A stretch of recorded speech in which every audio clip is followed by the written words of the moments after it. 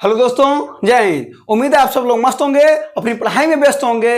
आज आप सभी को गुरुत्वाकर्षण का अगला पाठ पढ़ाया जा रहा है, जिसमें हम आपको बताएंगे लिफ्ट की गति, उपग्रह के बारे में बताएंगे और केपलर का नियम बताएंगे और साथ साथ में आपको प्लान वेग भी बताया जाएगा जो कि आपकी परीक्षाओं में पूछे जाते हैं। तो आइए लिफ्ट में भार को समझने से पहले इससे पहले हम लोग समझ लेते हैं एक बार को भार। आखिर ये भार होता क्या है? तो आपको पता होगा कि भार बराबर होता है द्रव्यमान गुणे गुरुत्वीय त्वरण। कौन सा त्वरण? गुरुत्वीय त्वरण। इसी को आप कहते हैं W बराबर m गुणे g। ये होता है भार। मात्रक अगर निकालेंगे तो आप हो जाएगा किलोग्राम मीटर प्रति सेकंड स्क्वायर। और देखिए किलोग्राम मीटर प्रति सेकंड स्क्वायर ही बल का भी मात्रक होता है। होता कि नहीं होता है? क्वेश्चन कई बार पूछता है कि बल निम्न में से किसका मात्रक समान होता है?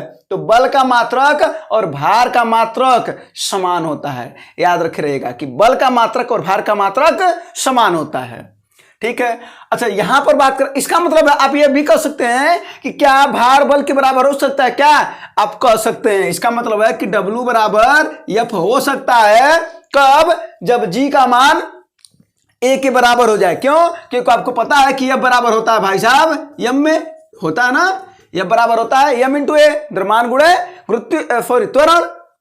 तो अगर वही A G के बराबर हो जाए, माने रैखिक त्वरण व गुरुत्वीय त्वरण के बराबर हो जाए, तो A बराबर G हो जाएगा। और जब A बराबर G हो जाएगा तो W बराबर mg और F बराबर mg, तो W बराबर F हो जाएगा। ठीक है। तो ये हमको समझाना था आपको भार कि भारी होता है mg। ठीक है ना। अब देखते हैं कि जब हम लिफ्ट में गति करते हैं और लिफ्ट में कितने प्रकार की गति होती है, तो सबसे पहला समझते हैं जब लिफ्ट कहां जा रही हो? ऊपर की ओर जा रही हो। लिफ्ट कहां जा रही हो? ऊपर की ओर जा रही हो। तो लिफ्ट में क्या होता है? एक व्यक्ति का वास्तविक भार होता है और एक आभासी भार होता है। तो आइए समझते हैं। तो एक होता है वास्तविक भार और एक होता है आभासी भार। अब जरा समझते हैं कि आखिर वास्तविक भार और आभासी भार है क्या। तो वास्तविक भार क्या होता है? जो त्वरण, जो गुरुत्वीय त्वरण के कारण जो हमारा भार होता है वो हमारा वास्तविक भार होता है। कौन सा भार होता है? वास्तविक भार होता है। लेकिन अगर कहा जाए कि रैखिक त्वरण A के कारण अगर जो भार होता है वो लिफ्ट में हमारा आभासी भार होता है। इसका मतलब होगा कि हई होता है mg और हई होता है m में। ये क्लियर हुआ? अब देखते हैं जब हम लिफ्टवा में हम ऊपर की ओर जा रहे हैं तो हमारा भार कहां काम करेगा? नीचे की ओर।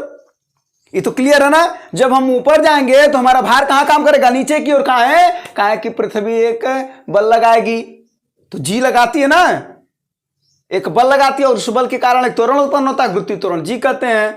तो जब हम लिफ्ट में ऊपर जाते हैं तो हमारा भार नीचे की ओर काम करता है। और ये बताइए जब हम लिफ्ट में ऊपर की ओर जा रहे हैं तो एक प्रतिक्रिया बल नीचे की ओर काम कर रहा है ना। एक बल जाहिर सी बात उसको संतुलित करने के लिए प्रतिक्रिया बल ऊपर की ओर काम करेगा। कहा कि न्यूटन सामने साफ साफ शब्दों में कहा है कि क्रिया बल अगर लगेगा तो प्रतिक्रिया भी लगेगा।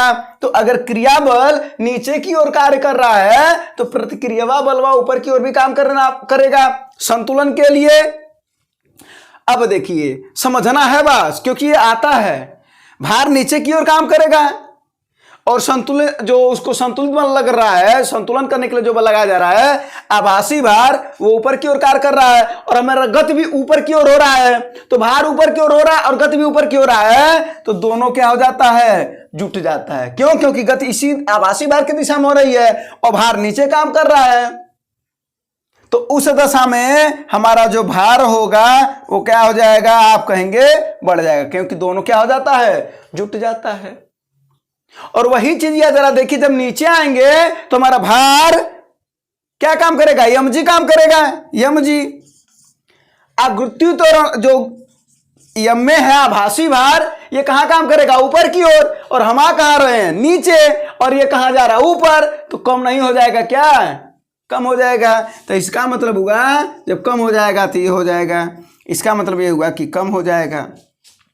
आपको समझना बस यही बात है कि अगर लिफ्ट ऊपर की ओर गति करेगी तो हमारा भार क्या हो जाता है? बढ़ जाता है। जो व्यक्ति रहता है लिफ्ट में वो बढ़ जाता है। नीचे की ओर अगर लिफ्ट आ रही है तो हमारा भार क्या हो जाता है? कम हो जाता है।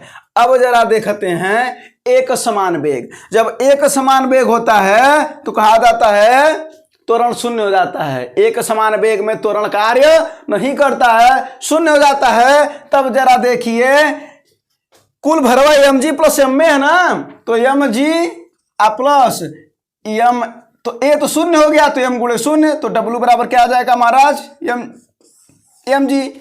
इसका मतलब है कि जब हम एक समान वेग से जाएंगे हम ऊपर या नीचे, ऊपर या नीचे, तो त्वरण हो जाता है हमारा शून्य। तो जो हमारा भार होता है वो हमारा वास्तविक भार के ही बराबर होता है। देखिए डब्ल्यू बराबर एम जी आया कि नहीं आया। तो क्वेश्चन अगर पूछेगा एक समान वेग से अगर लिफ्ट ऊपर जा रही हो या नीचे जा रही हो तो उसमें बैठे वस्तु का भार क्या होगा, अब क्या कहेंगे, न बढ़ेगा न घटेगा, वही रहेगा। कौन रहेगा, वही अपरिवर्तित, माने जो आपका भार है। ठीक है, और इन सब में बढ़ जाएगा, इसमें घट जाएगा आपका भार। अब देखते हैं कि जब हम मुक्त रूप से आते हैं, तो जब मुक्त रूप से आते हैं तो ए बराबर क्या हो जाता है, जी। जब मुक्त रूप से आते हैं तो जब ए बराबर जी हो जाएगा तो जरा देखिए डब्ल्यू बराबर क्या हो जाएगा, ये देखिए एम जी, और कहाँ आ रहे हैं, नीचे। तो जरा देखिए नीचे जब आए थे तो माइनस हुआ था ना, तो यहां पर क्या हो जाएगा माइनस, और ए का मान हो गया जी, तो क्या हो जाएगा ये एम ए की जगह पर एम जी हो जाएगा। तो इससे एम जी से एम जी घटेगा तो डब्ल्यू बराबर क्या हो जाएगा, शून्य। इसका मतलब होगा जब हम मुक्त रूप से माने लिफ्ट की डोरी टूट जाए, क्वेश्चन पूछता है ना कि जब लिफ्ट की डोरी टूट जाएगी तो भार क्या होगा, शून्य हो जाएगा। काहे हो जाएगा, काहे कि उस समय जो हमारा त्वरण है वो गुरुत्वीय त्वरण के बराबर हो गया है, इस वजह से शून्य हो जाएगा। और अगर बात करें कि गुरुत्वीय जो रैखिक त्वरण है वो ज्यादा हो जाए किससे, गुरुत्वीय त्वरण से, तो क्या होगा, तो जो डब्ल्यू बराबर हो जाएगा वो हो जाएगा M A minus M G हो जाएगा ना भाई। जाहिर सी बात है ए का मान अगर जी से बड़ा हो जाएगा तो M A minus M G हो जाएगा। और नहीं तो ऐसा समझिए जब त्वरणवा ज्यादा हो जाएगा रैखिक त्वरण, तो क्या करेगा, नीचे जाने ही नहीं देगा लिफ्टवा को, तो कहाँ कहेगा कि आ चले चले तुझे तारों के शहर में, तो कहाँ ले जाएगा वो, ऊपर की ओर। तो उसी को कहते हैं कि जब रैखिक त्वरण जी से बड़ा हो जाता है तो जो लिफ्ट होता है वो अगर वो क्या होता है, ऊपर जाकर के लग जाता है, ऊपर की ओर सट जाता है जाकर के। ठीक है, फिर वो नीचे नहीं आ पाता है। तो 5 प्रकार की लिफ्ट में कुछ गतियां होती हैं जिसमें पता चलता है कि व्यक्ति का भार क्या होगा, जो लिफ्ट में। तो 5 आपको समझ में आया, कंक्लूड कर लेते हैं। लिफ्ट में भार, जब लिफ्ट ऊपर की ओर जाएगा तो भार जो हो जाएगा बढ़ जाएगा, नीचे की ओर जाएगा तो भार कम हो जाएगा, एक समान वेग से जाएगा तो तुरंत शून्य हो जाता है और भार क्या होता है, वही रहता है। मुक्त रूप से अगर नीचे आता है तो ए का मान जी के बराबर होता है और भार क्या हो जाता है, शून्य हो जाता है। और जब ए का मान जी से बराबर हो जाता है तो लिफ्ट जाकर के ऊपर लग जाती है, ऊपर सट जाती है। ठीक है, ये हो गया आपका लिफ्ट की गति। ठीक है, अब समझते हैं उपग्रह के बारे में। और सबसे पहले ही जान लेते हैं कि उपग्रह क्या होता है। तो किसी ग्रह के चारों ओर परिक्रमा जो करता है वह उपग्रह कहलाता है। जैसे सूर्य के चारों ओर कौन परिक्रमा करता है, तू करता है पृथ्वी। पृथ्वी के चारों ओर कौन परिक्रमा करता है, तू करता है चंद्रमा। तो ये क्या है, ये एक दूसरे के उपग्रह हैं। ये इसका सूर्य का उपग्रह है, चंद्रमा पृथ्वी का उपग्रह है। तो उपग्रह तो आप जानते होंगे। और बात करें अगर उपग्रह के कक्षी वेग का, तो उपग्रह का कक्षी वेग होता है v0 बराबर आर ई करने में जी बटा आर ई प्लस एच। परिक्रमण काल ये होता है टी बराबर 2 pi R E plus H to the power 3/2 बटा आर ई इंटू करणी में जी, ये होता है। और बात करें तुल्यकालिक उपग्रह, तो तुल्यकालिक उपग्रह को ही हम कृत्रिम उपग्रह करते हैं और इसका परिक्रमण काल पृथ्वी के परिक्रमण काल के बराबर होता है, जो पृथ्वी अपनी अच्छी गति करता है। और कितने घंटे लगते हैं उसको, 24 घंटे। इसी वजह से तो एक दिन में 24 घंटे होते हैं। और बात करेंगे हम उपग्रहों में भारहीनता की कि आखिर ये क्या होता है। तो आइए धीरे धीरे एक लोगों को समझते हैं। कक्षी वेग, कक्षीय वेग में होता है। सबसे पहला कंडीशन जरा देखते हैं। अगर सबसे पहला कंडीशन की बात करें तो जरा बताइए, क्वेश्चन पूछता है कि कक्षीय वेग ऊंचाई पर निर्भर करता है, तो क्या करता है। तो ये पहले बताइए, देखिए ऊंचाई है कि नहीं है एच, बिल्कुल आप कहेंगे है। और कक्षीय वेग है ना, तो ऊंचाई पर निर्भर करता है। तो क्या होता है, जब कक्षीय वेग कब बढ़ेगा? जब उसकी ऊंचाई क्या हो जाए? घट जाए। इसका मतलब होगा कि जब उपग्रह से दूरी, मतलब मान लीजिए कोई पिंड है, उससे अगर ऊंचाई बढ़ती जाएगी, अगर ऊंचाई बढ़ती जाएगी तो कक्षीय वेग क्या हो जाएगा? घटता जाएगा। अगर उपग्रह की जो ऊंचाई है वो बढ़ती जाएगी तो कक्षीय वेग देखिए यहां पर क्या हो जाएगा? घटता जाएगा। तो इसका मतलब यहां पर समझ लीजिएगा, ऊंचाई बढ़ेगी तो कक्षीय वेग क्या होगा? घटेगा। और अगर ऊंचाई घटेगी, क्योंकि नीचे ना ये व्युत्क्रमानुपाती है, अगर ऊंचाई घटेगी तो कक्षीय वेग, अरे सॉरी ऊंचाई घटेगी तो कक्षीय वेग बढ़ेगा। पहला बात हो गया। दूसरा बात कर लेते हैं। ये बताइए, ये पूछता है कई बार कि क्या उपग्रह का कक्षीय वेग द्रव्यमान पर निर्भर करता है क्या? जरा बताइए, कहीं यहाँ जो द्रव्यमान है क्या? नहीं है ना, तो द्रव्यमान पर निर्भर नहीं करता है, द्रव्यमान पर निर्भर नहीं करता है। अब बात करें अगर तीसरा पॉइंट इसमें समझने की, तो तीसरा पॉइंट अगर हम ये कहें कि जी का मान अगर हम 9.8 मीटर पर सेकेंड रख दें, और जो ये RI है, RI क्या है? रेडियस ऑफ अर्थ, पृथ्वी की त्रिज्या। अब पृथ्वी की त्रिज्या होती कितनी है? 6.4 × 10⁻6 मीटर, ये होती है पृथ्वी की त्रिज्या। अब जब हम मनवा यहां रख देंगे और ऊंचाई को हम शून्य मान लें, इसका मतलब होगा कि जो उपग्रह गति कर रहा है वो एकदम अत्यंत निकट रहे, अत्यंत अपने ग्रह के क्या रहे? अगर निकट रहेगा तो हम ऊंचाई मान लें शून्य, और जब हम ऊंचाई मान लेंगे शून्य तो जी का मान रखेंगे, RI का मान रखेंगे, RI का मान रखेंगे, उस दशा में जो V0 आता है वो आता है 8 मीटर प्रति सेकेंड। एग्जैक्ट तो आता है 7.9 लगभग, ठीक है, लेकिन उसको 8 माना जाता है। तो याद रखे रहिएगा, कभी क्वेश्चन कर दे कि यदि पृथ्वी के निकट कोई उपग्रह गति कर रहा हो तो उसका कक्षीय वेग अगर बताना हो आपको, तो आप क्या करेंगे? आप कहेंगे साहब उसका जो कक्षीय वेग होगा वो 8 मीटर प्रति सेकंड के बराबर होगा। तो ये बातें समझ में आई, तीनों बातें। अब यही बात इसमें समझते हैं। अब इसमें समझते हैं पहला बात, तो ये बताइए, इसमें ऊंचाई बढ़ेगी तो कक्षीय वेग घट गया। इसमें देखिए ऊंचाइयां कहाँ है? ऊपर है। अब परिक्रमण काल कहाँ है? वो ऊपर है। तो अगर ऊंचाई बढ़ेगी तो परिक्रमण कालवा का होगा? बढ़ेगा। इसका मतलब है बढ़ेगा, तीर ऊपर कर रहे हैं तो बढ़ेगा।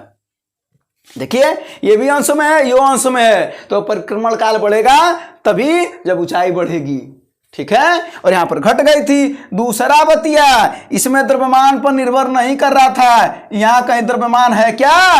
कहीं द्रव्यमान नहीं। इसका मतलब है कि जो उपग्रह का परिक्रमण काल होता है द्रव्यमान पर निर्भर नहीं करता है। आज जो तीसरा बात जो पूछा जाता है, कहता है परिक्रमण काल है कितना, जरा परिक्रमण काल बताओ। तो यहां पर फिर हम मानेंगे कि अगर पृथ्वी के अत्यंत नजदीक कोई दूसरा उपग्रह आ गया तो उसकी ऊंचाई को हम मानेंगे शून्य, लगभग शून्य मान लेते हैं, नगण्य मान लेते हैं। तो RI का मान रखेंगे 6.4 × 10⁻6, पाई का मान रख देंगे, जी का मान रखेंगे। आज जब हल करेंगे तो लगभग ये आ जाएगा 84 मिनट। कितना? 84 मिनट। याद रखने वाली बात यह है, तो 3 3 6, अब बाकी जो फार्मूला है ये सब बातें याद रखने वाली है एकदम। यही क्वेश्चन पूछता है द्रव्यमान पर निर्भर करता है कि नहीं कक्षीय वेग, परिक्रमण काल निर्भर करता है कि नहीं, द्रव्यमान पर नहीं निर्भर करता है। कितना होता है परिक्रमण काल? 84 मिनट होता है। कितना होता है कक्षीय वेग? वो होता है आपका 8 मीटर प्रति सेकेंड, ठीक है ना। और बात करें तुल्यकालिक उपग्रह को, तो अभी हमने आपको बोला कि एक कृत्रिम उपग्रह होता है, इसका जो परिक्रमण काल होता है वो पृथ्वी के परिक्रमण काल के बराबर होता है, लगभग 24 घंटा। लगभग 24 घंटा। इसकी जो गति होती है वो पश्चिम से पूर्व होती है। कहाँ होती है गति?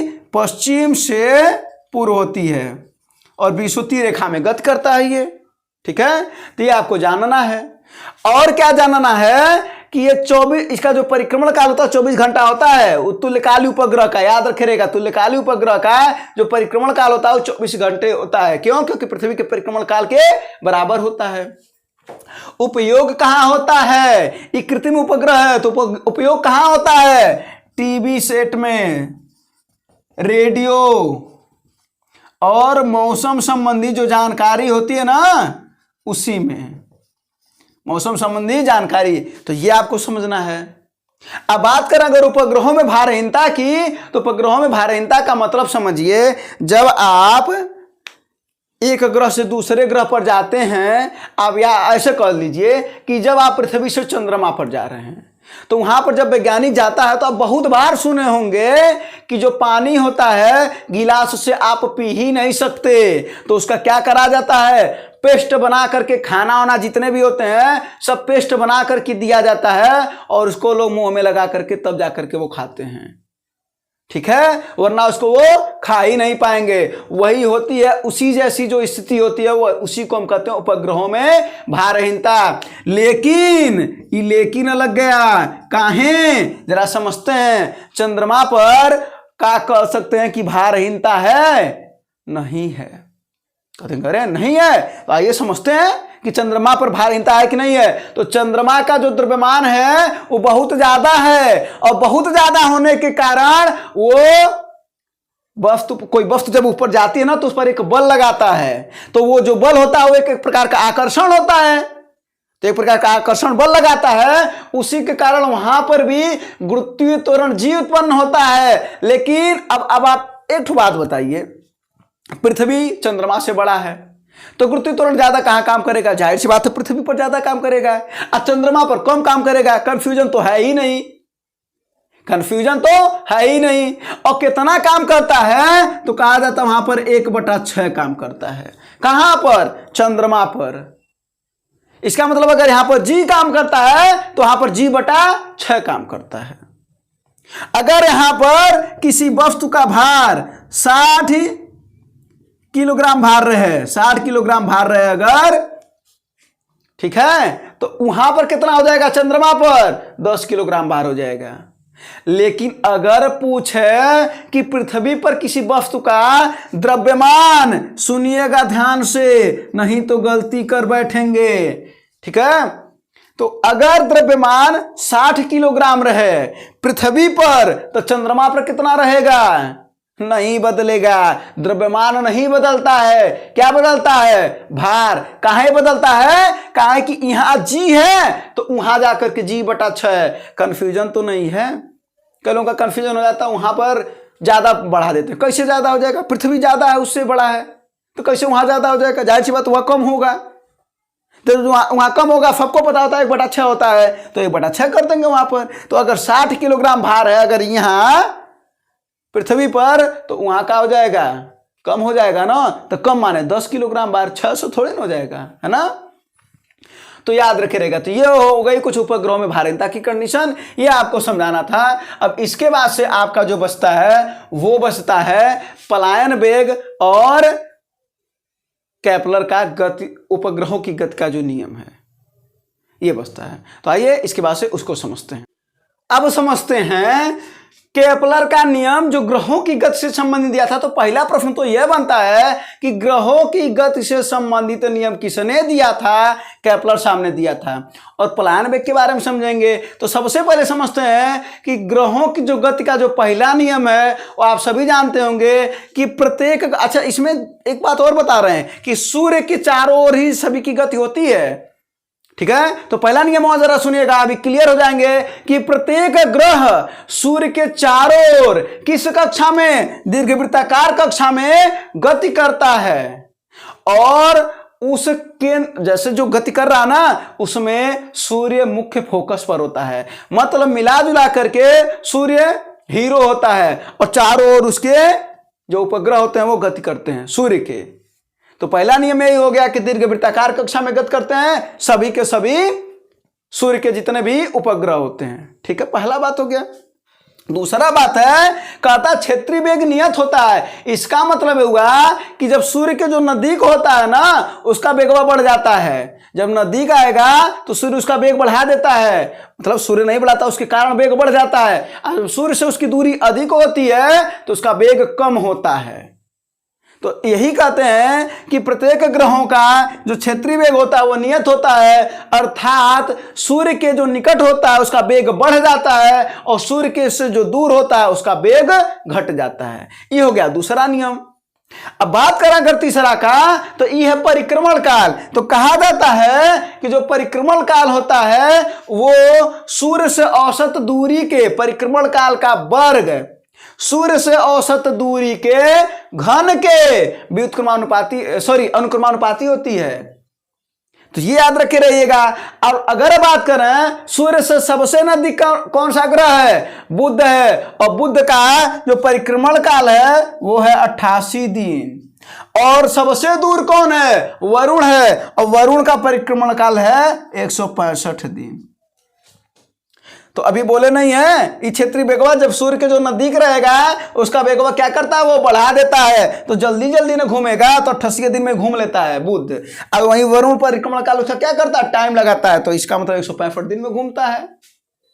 ठीक है, तो ये हो गया ग्रहों की गति से नियम संबंधित। और अगर बात करें पलायन वेग, तब पलायन माने ऐसा समझते होंगे, पलायन माने भाग जाना।